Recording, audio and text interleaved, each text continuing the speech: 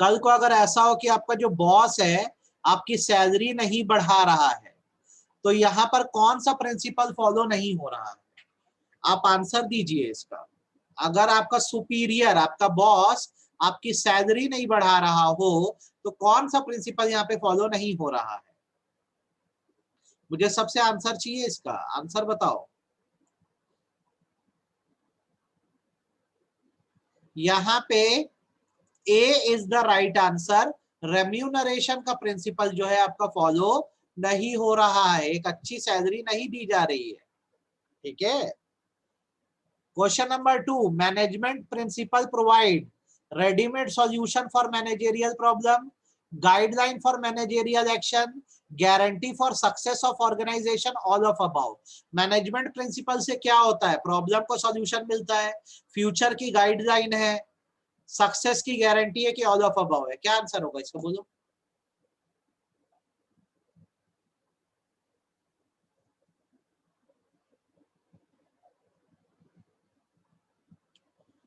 इसका आंसर, अगर कोई बी भी टिक करे, गाइडलाइन फॉर मैनेजरियल एक्शन, तो बिल्कुल सही है, और डी भी टिक करे तो बिल्कुल सही है। बी एंड डी दो में से कोई भी आंसर हो सकता है।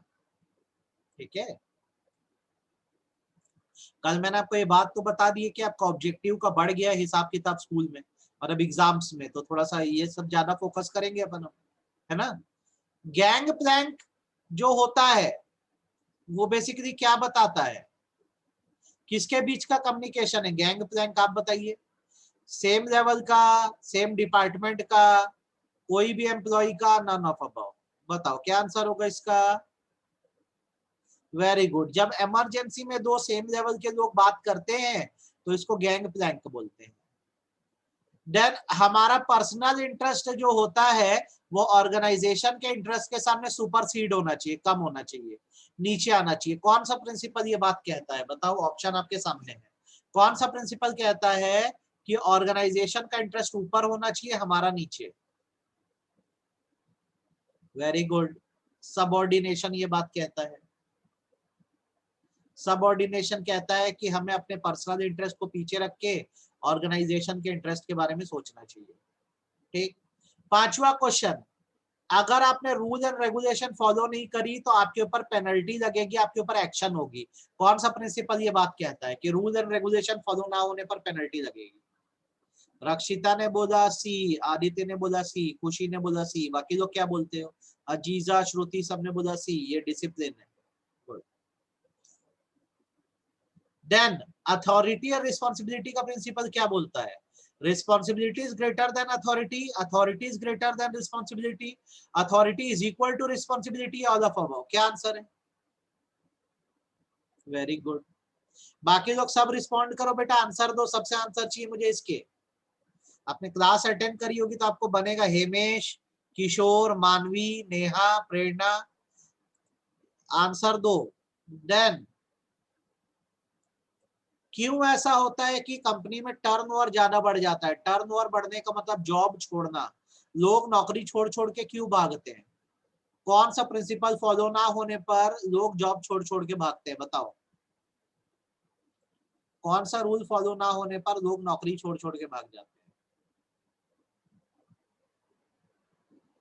Very good. स्टेबिलिटी का प्रिंसिपल। अगर जॉब स्टेबल नहीं होगी तो लोग नौकरी छोड़ छोड़ के भाग जाएंगे, आपके यहाँ से तो कभी भी निकाले जाने का डर रहता है। ठीक है। देन इनिशिएटिव से एम्प्लॉय मोटिवेट होते हैं, एम्प्लॉय डीमोटिवेट होते हैं, एम्प्लॉय पे कोई इफेक्ट नहीं होता है। क्या आंसर होगा? इनिशिएटिव के प्रिंसिपल से एम्प्लॉय मोटिवेट होते हैं, नहीं होते हैं, कोई असर नहीं होता है। आंसर ए है।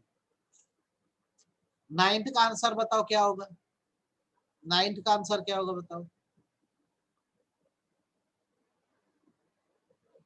नाइन्थ का आंसर क्या होगा? टेंथ का बताओ। अगर मैनेजर बायस हो जाए, लोगों से डिस्क्रिमिनेशन करने लग जाए, तो कौन सा रूल फॉलो नहीं हो रहा है? अगर मैनेजर डिस्क्रिमिनेशन करने लग जाए तो कौन सा रूल फॉलो नहीं हो रहा है? इक्विटी का रूल फॉलो नहीं हो रहा है, क्योंकि वो सबको बराबर नहीं समझ रहा है। सिंप्लीफिकेशन टेक्निक क्या बोलती है बताओ? 11th का आंसर दो। सिंप्लीफिकेशन कहाँ पढ़े अपन? टेलर में पढ़े हैं। इसका आंसर दो, क्या होना चाहिए इसका आंसर?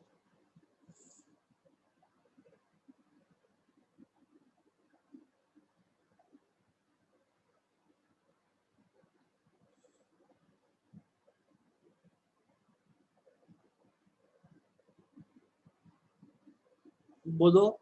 विजय ने बोला सी, श्रुति ने बोला ए, आप लोग का क्या आंसर है?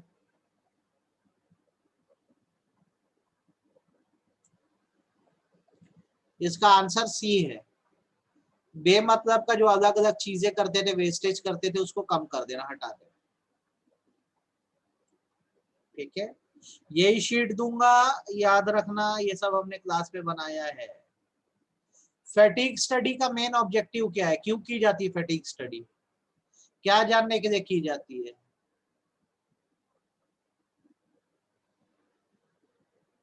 क्या आंसर होगा इसका? बोलो। फैटिग स्टडी क्यों करते हैं? याद करो। समझा दूं क्या वापस से कि याद है? बताओ, चैट में बताओ, समझा दूं कि याद है? फैटिग स्टडी वो होती है जहां पे मैनेजर ये देखता है कि किस लेवल पे जाकर वर्कर लोग थक जाते हैं। फैटिग मतलब टायर्डनेस होता है, किस लेवल पे जाके वर्कर लोग थक जाते हैं, ताकि उनका रेस्ट इंटरवल जो है वो डिसाइड किया जा सके। तो बेसिकली इसमें आंसर जो है वो बी होगा। ये जानने के लिए कि कितना रेस्ट इंटरवल रखा जाए, फैटिग स्टडी की जाती है। देन यूनिटी ऑफ डायरेक्शन क्या कहता है, ये बताओ। यूनिटी ऑफ डायरेक्शन क्या कहता है?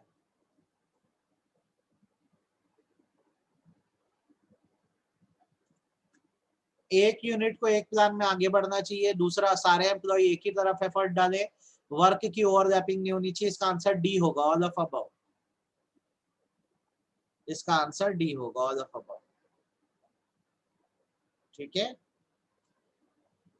देन बारी आती है मेंटल रिवॉल्यूशन की टेक्निक किस प्रिंसिपल पर बेस्ड है? आपको एक बार मैं ना मेंटल रिवॉल्यूशन समझा देता हूं, क्योंकि मैंने मेन शीट में आपको समझाया नहीं है। मेंटल रिवॉल्यूशन ना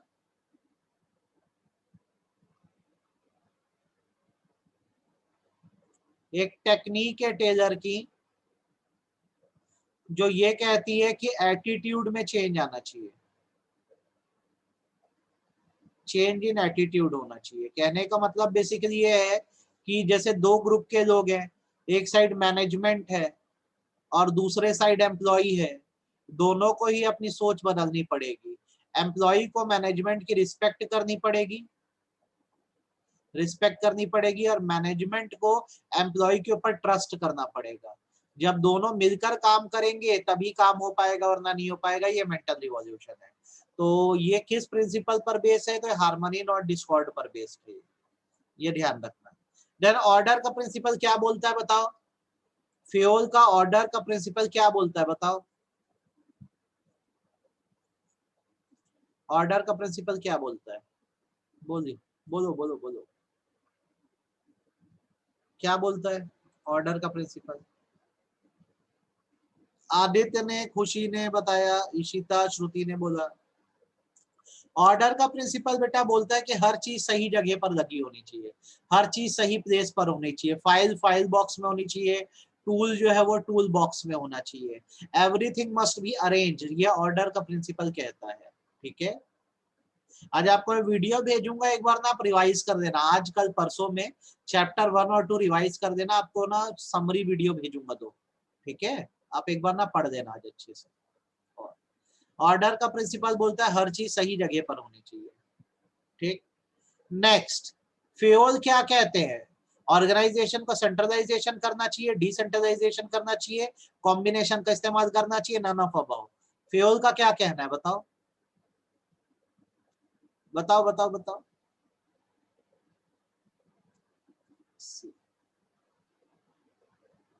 ठीक है, then next, principle of management जो होते हैं उनको सिचुएशन के हिसाब से चेंज किया जा सकता है। इससे ये पता लगता है कि मैनेजमेंट प्रिंसिपल क्या है। फ्लेक्सिबल है, बिहेवियरल है, साइंटिफिक है कि यूनिवर्सल है?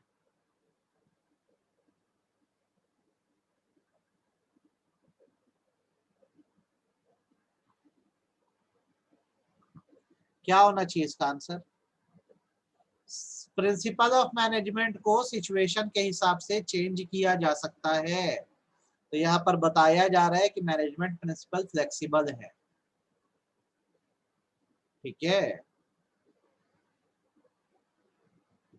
देन कौन सा ऐसा प्रिंसिपल है जो बोलता है कि गुड सुपरवाइजर जो होते हैं वो हर लेवल पे होने चाहिए, जो ऑर्गेनाइजेशन को स्मूथ वर्किंग में चलाए, सिस्टमैटिक वे में चलाए।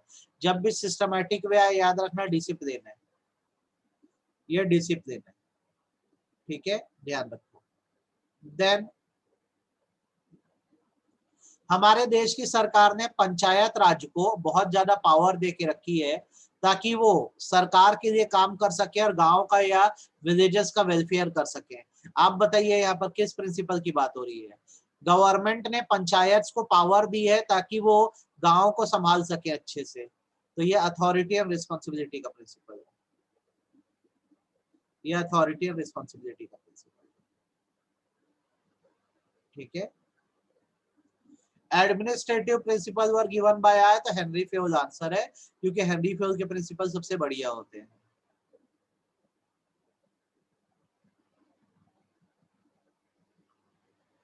ठीक है, यहां तक आपको समझ आ गया होगा और इसमें दिक्कत नहीं गई होगी। ठीक, अगला पढ़ो, क्वेश्चन क्या है? Dash scientific technique insist on hiring specialise और एक्सपर्ट फॉर ईच जॉब। यहाँ पे मैं आपके लिए टेक्निक लिख दे रहा हूं ताकि आपको पता रहे। जो टेक्निक्स है वो सबसे पहली फंक्शनल फोरमैनशिप है, फंक्शनल फोरमैनशिप है, टेक्निक लिख दे रहा हूं आपके लिए मैं। फिर वर्क स्टडी है,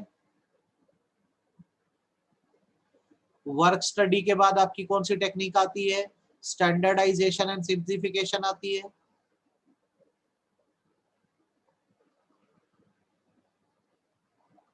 उसके बाद डिफरेंशियल पीस वेज आती है।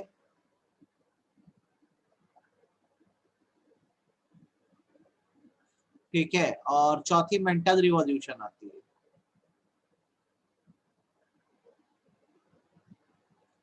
अब आपसे पहला fill in the blank basically ये पूछ रहा है कि कौन सी टेक्निक ऐसी है जो एक्सपर्ट्स को अपॉइंट करने की बात करती है। तो बताओ आपका इसमें क्या आंसर होगा? कौन सी टेक्निक है जो एक्सपर्ट्स को अपॉइंट करने की बात आपको कहती है? इस पर आपका क्या आंसर होगा, आप बताओ। कल टेस्ट है ना मनी का देना, मनी का टेस्ट देना कल, कल मनी का टेस्ट देना। ठीक है, बताओ क्या आंसर होगा? आपको ये समझा दूं कि मैं समझ आ गया है आपको, ये बता दो।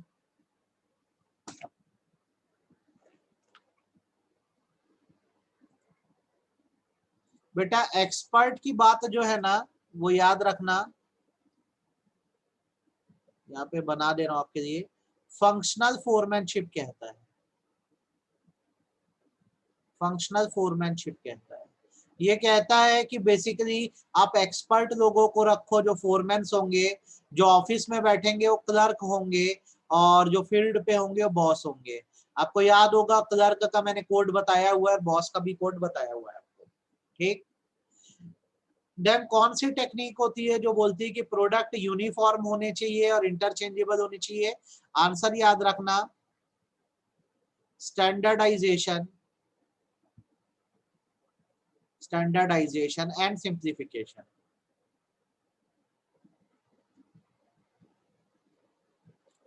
स्टैंडर्डाइजेशन और सिंप्लीफिकेशन ये बात कहता है। ठीक है, then sharing of gain between employ and management is indicated in किसमें? तो एस्प्री डी कॉर। आपको मैं आंसर बता दे रहा हूं, आप याद रखेंगे। आपको ये तीन समझ आ गए हो तो आप बताओ सर हम तीन आ गए हैं, तीनों में हमको कोई दिक्कत नहीं है। आप अगला बता दो तो मैं आपको अगला भी बता दे रहा हूँ। आपको ये तीन अच्छे से क्लियर है कि नहीं है? और इसमें आपको दिक्कत नहीं आनी चाहिए, कायदे से इसमें आपको दिक्कत नहीं आनी चाहिए। ठीक है, अगला क्या है, sharing of work is indicated, sharing of work is indicated in dash scientific principle बोल रहा है बेटा। तो साइंटिफिक प्रिंसिपल कौन कौन से मेरे को बता सकते हो आप, कौन कौन से साइंटिफिक प्रिंसिपल आप बता सकते हो मुझे, कौन कौन से साइंटिफिक प्रिंसिपल, चार मैंने आपको बताए, कौन कौन से बताए, harmony not Discord, science not rule of thumb, ठीक है, कोऑपरेशन नॉट इंडिविजुअलिज्म, और चौथा मैंने कौन सा आपको बताया, डेवलपमेंट ऑफ एम्प्लॉय। तो यहाँ पे आंसर है कोऑपरेशन नॉट इंडिविजुअलिज्म, आंसर है cooperation not individualism. Then sequence of step to be followed by is decided by route clerk, route clerk decide करता है कि कौन सा काम कैसे करना है, ठीक है। Dash scientific technique is strongest motivator to perform the work, तो इसका आंसर जो है बेसिकली वो डिफरेंशियल पीस वेज है। मतलब एम्प्लॉय को दो कैटेगरी में बांट दो आप, अच्छों की सैलरी बढ़ा दो, नालायक लोग की सैलरी घटा दो, तो अच्छे और बेहतर काम करेंगे, तो ये मोटिवेटर है। यस और नो करके बताओ, इतनी बात समझ आई कि नहीं है, यस और नो करके बताओ, इतनी बात समझ आई कि नहीं है। टाइम स्टडी का पर्पस क्या है, क्या जानने के लिए की जाती है, एवरेज टाइम जानने के लिए की जाती है। एक काम को करने के लिए कितना समय लगता है ये जानने के लिए टाइम स्टडी की जाती है, ठीक है। कौन सी ऐसी टेक्निक है जिसे हम बेस्ट वे ढूंढते हैं, बताओ, काम को करने का सबसे बेस्ट तरीका ढूंढने के लिए कौन सी स्टडी की जाती है। चलो ऑप्शन दे दिया जाए आपको, मेथड, मोशन, टाइम, फैटिग, क्या आंसर होगा इसका बोलो, मेथड, मोशन, टाइम, फैटिग, क्या आंसर होगा। कौन सी स्टडी ऐसी होती है जिसमें काम को करने का बेस्ट तरीका ढूंढा जाता है, मेथड, ठीक है। मैनेजमेंट प्रिंसिपल सिचुएशन के हिसाब से बदले जा सकते हैं, तो इसका आंसर फ्लेक्सिबल होगा कि इनफ्लेक्सिबल होगा, इसका आंसर फ्लेक्सिबल होगा कि इनफ्लेक्सिबल होगा।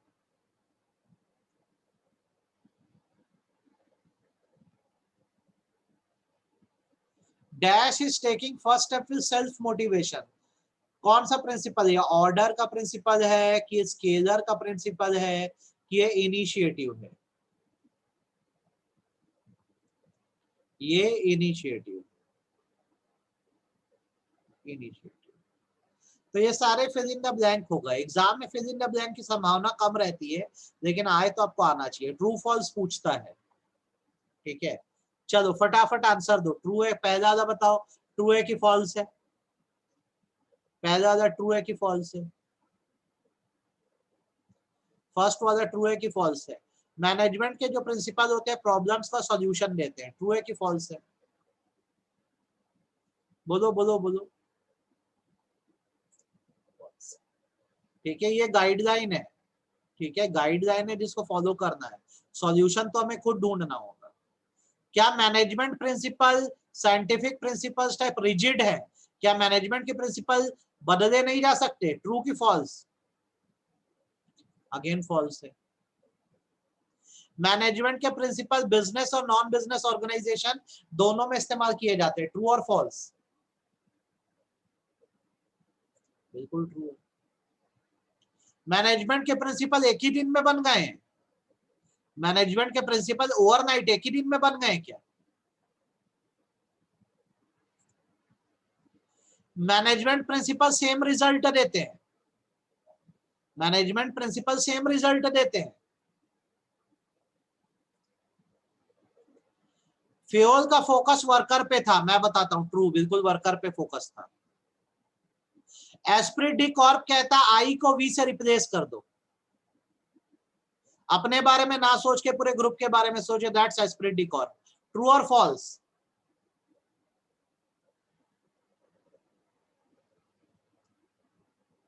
मोशन स्टडी करने से वर्कर की स्पीड इंप्रूव हो जाती है, मोशन स्टडी करने से वर्कर की स्पीड इंप्रूव हो जाती है, हाँ बिल्कुल हो जाती है, उनके अननेसेसरी बिहेवियर हट जाते हैं। डिफरेंशियल पीस वेज सिस्टम करने से ऑर्गेनाइजेशन में इक्विटी नहीं रह जाती, डिस्क्रिमिनेशन आ जाता है, सही बात है गलत बात है,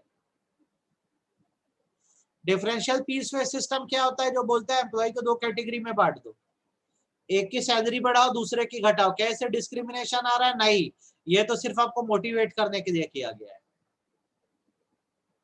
वर्कर को सिर्फ रिस्पॉन्सिबिलिटी देनी चाहिए, ट्रू की फॉल्स? वर्कर को सिर्फ रिस्पॉन्सिबिलिटी देनी चाहिए, ट्रू की फॉल्स?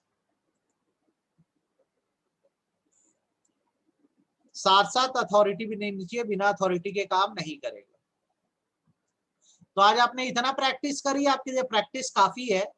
आज हम लोग इको में कुछ नहीं करेंगे, सुनना मेरी बात को। कल इको में आप मनी का दे दो टेस्ट। आज मैं आपको ये बीएसटी का नोट्स भेज दे रहा हूं, चैप्टर 2 का, इन क्वेश्चंस के साथ। मेरी बातों को थोड़ा ध्यान से सुन लो, ये नोट्स अभी मैं आपको भेज दूंगा। कल टुमारो आप मनी का टेस्ट दोगे, और अच्छे से देना, थोड़ा बड़ा टेस्ट रहेगा। मंडे को, सुनना मेरी बात को, मंडे को बीएसटी में हम चैप्टर 3 चालू कर दे रहे हैं। बीएसटी में चैप्टर 3 एमसीक्यू ही रहेगा, लेकिन थोड़ा कैलकुलेशन वाला रहेगा। बीएसटी में चैप्टर 3 चालू कर दे रहे हैं हम लोग, और मैक्रो इकोनॉमिक्स में हम लोग बैंकिंग पढ़ेंगे। तो ये मंडे से आपका शुरू हो जाएगा, तो स्केड्यूल ध्यान रखो। अब डिस्कनेक्ट अभी करोगे तो सीधे अकाउंट्स की क्लास में ज्वाइन करना, और अभी क्लास नहीं है। आज इको में नहीं पढ़ा रहा हूँ, सीधे मंडे से बैंकिंग चालू करूंगा आपका मैं। इतना आज आप करिए, काफी है आपके लिए। आपने बहुत सारे क्वेश्चन भी बना दिए, बहुत है।